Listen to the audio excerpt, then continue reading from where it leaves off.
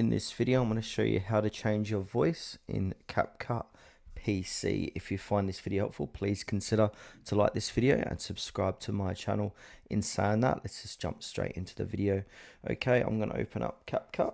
Now from here, I'm going to click on new project and I'm going to upload a video of me talking into CapCut. So I'm going to click on import. Now I'm going to upload a project I'm working on. So I'm going to add this in here. So I'm going to move this to my timeline.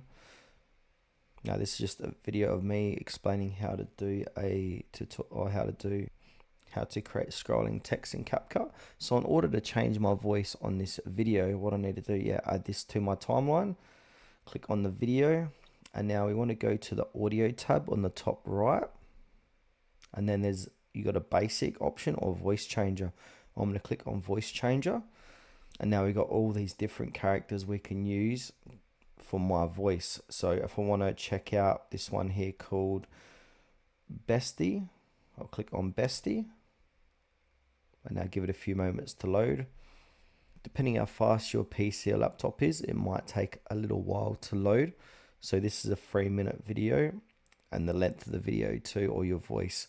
So it's taken probably about a minute now and it's still loading. So just give it a bit of time.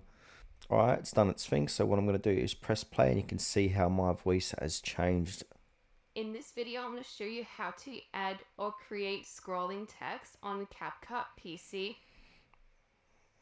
And now if we want to check out any more, most of these are behind a paywall. So yeah, as you can see, you got original, Elfie, Bestie, Jesse.